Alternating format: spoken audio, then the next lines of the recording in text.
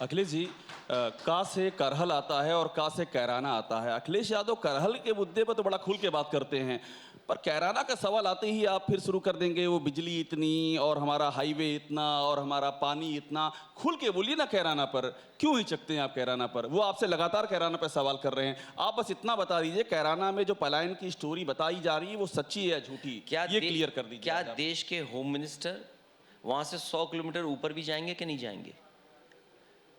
उत्तराखंड के 1000 से ज्यादा गांव खाली हैं, वहां से पलायन हुआ है और उत्तराखंड ने बाकायदा एक कमीशन बनाया था और ये जानकारी हासिल की आखिरकार पलायन क्यों हुआ था। तो मैं ये जानना चाहता हूं कि केवल उन्हें कैराना का याद आ रहा है, और कैराना में जहां पर हुआ था, जिस व्यक्ति ने सबसे पहले सूची जारी की थी वो खुद रो करके क्षमा मांग चुके हैं कि उन्होंने जो सूची दी थी वो गलत सूची दी थी, वो सूची ठीक नहीं थी।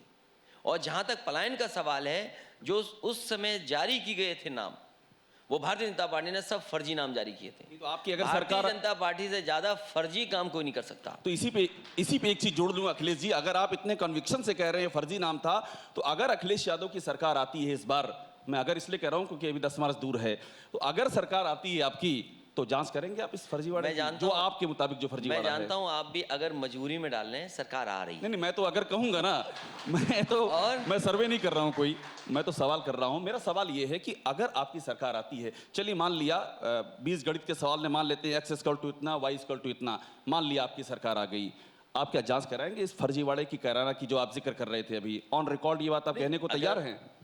जो लोग, इसकी जांच पहले भी हो चुकी है।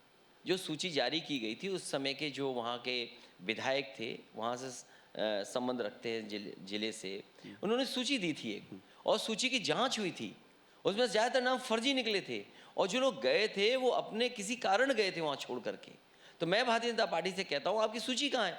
और जो पॉलिटिकल पलायन होने जा रहा है उसके जिम्मेदार कौन है? इस बार उत्तर प्रदेश की जनता भारतीय जनता पार्टी का पॉलिटिकल पलायन कराएगी। पॉलिटिकल पलायन होने जा रहा है। और जहां पलायन का सवाल है, उत्तराखंड में 1000 गांव खाली हो गए। 1000 गांव, छोटा मोटा आबादी नहीं हट गई वहां से, 1000 गांव हट गए। उसके लिए भारतीय जनता पार्टी के पास क्या जवाब है? क्या आपको ऐसा नहीं लगता है कि कैराना की बात अगर की जा रही है तो हम उस चीज़ को इग्नोर नहीं कर सकते कि बार बार वहाँ पे मुख्यमंत्री कहते हैं कि आप एक ऐसे कैंडिडेट को उसके पीछे उसके स्टैंड बाय कर रहे हैं जिसको पुलिस हिरासत में ले लिया गया, जिसके ऊपर आपराधिक मामले दर्ज हैं, आप ऐसे कैंडिडेट को प्रमोट कर रहे हैं। ये पॉलिटिकल कंपल्शन है या क्या है?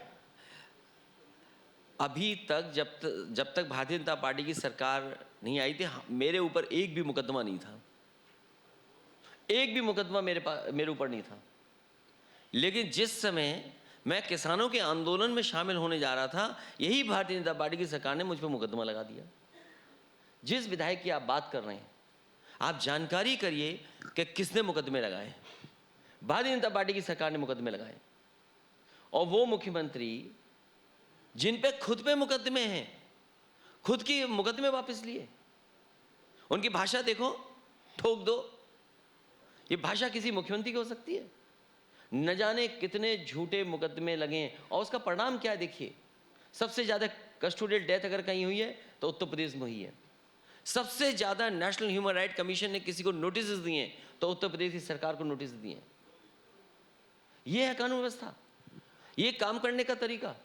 लेकिन ये सरकार वो है जो झूठे मुकदमे लगवाती है। यहां पर जितने छात्र नौजवान आए, जितने लोग अपना हक सम्मान मांगने आए, बताइए उन पे हैं मुकदमे के नहीं है? 69,000 वालों पे मुकदमे हैं। न जाने कौन कौन सी धाराओं में मुकदमे लगा दिए सरकार ने। जो नौकरी मांग रहे हैं उन पे धारा है। अभी इलाहाबाद में जो आंदोलन हुआ है, आप पता करिए कैसी गंभीर धाराओं में मुकदमे लगा दिए गए। तो ये सरकार है, मनमानी कर रही है सरकार, इसीलिए जनता इस सरकार को हटाना चाहती है। कोरोना धर्म नहीं देखता, जात नहीं देखता, अमीर गरीब ऊंच नीच नहीं देखता। कोरोना सिर्फ मौका देखता है, लेकिन आप उसे मौका मत दीजिए। बस इतना कीजिए, जब कभी दफ्तर से, बाजार से घर लौटिए तो इतना ख्याल जरूर रखिए कहीं आपके साथ कोरोना आपके घर तो नहीं जा रहा। भूलिए मत, कोरोना अभी जिंदा है।